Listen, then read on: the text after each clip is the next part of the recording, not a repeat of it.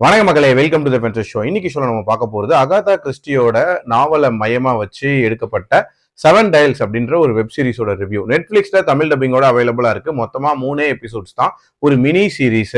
ஆக்சுவலா இந்த சீரீஸ் ஒரு பீரியாடிக் மர்டர் மிஸ்ட்ரி த்ரில்லர் அப்படின்னே சொல்லலாம். ஆக்சுவலா இந்த சீரீஸோட ஸ்டார்டிங்ல 1920 காட்டுறாங்க. அந்த ஸ்டார்டிங்லேயே ஒரு நபர் வந்து இந்த புல் ஃபைட்லாம் நடக்கும்ல, அந்த மாதிரியான ஒரு அரைனால வச்சு வந்து அந்த புல்லுனால வந்து முட்டி கொலை பண்ணப்படுறாரு. இது நடந்து 5 வருஷங்களுக்கு அப்புறம் மட்டும் பிரசன்ட்ல வந்து லண்டனை காட்டுறாங்க.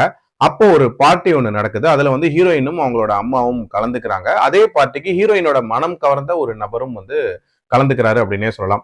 அந்த நபரை பிராங்க் பண்ணலாம்னு சொல்லிட்டு அவங்களோட ஃப்ரெண்ட்ஸ் எல்லாம் டிசைட் பண்றாங்க. அதாவது அவர் ரொம்ப நேரம் தூங்குவாரு, அதனால அவர் ரூம்ல வந்து நிறைய அலாரம் செட் பண்ணி வச்சு அவரை வந்து டிஸ்டர்ப் பண்ணலாம் அப்படின்ற மாதிரி பிளான் போடுவாங்க.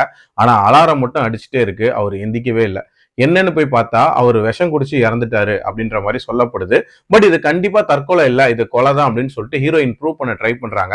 ஸோ இதுக்கப்புறம் என்ன மாதிரியான சம்பவங்கள் நடக்குது, அந்த 7 Dialsனா என்ன, இதுக்கு பின்னாடி இருக்கக்கூடிய மர்மங்கள் என்னன்ற மாதிரி நிறைய விஷயங்களை சொல்லக்கூடிய ஒரு சீரீஸ் தான் இந்த சீரீஸ்.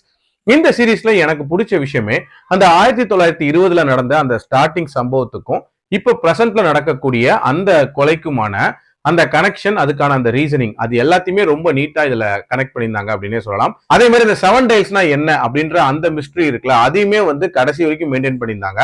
அதுக்கு இன்ஃபேக்ட் நிறைய ப்ராபபிலிட்டி மாதிரி வித்தியாசமா நம்மளை திங்க் பண்ண வச்சு கடைசியில வந்து அதுக்கான ஒரு கன்க்ளூஷன் நீட்டா கொடுத்திருப்பாங்க அப்படின்னே சொல்லலாம். அதே மாதிரி இதுல யார் அந்த மெயின் கல்பிரிட் அப்படின்றதையுமே டுவர்ட்ஸ் எண்ட் வரைக்கும் சூப்பராகவே மெயின்டைன் பண்ணிருப்பாங்க.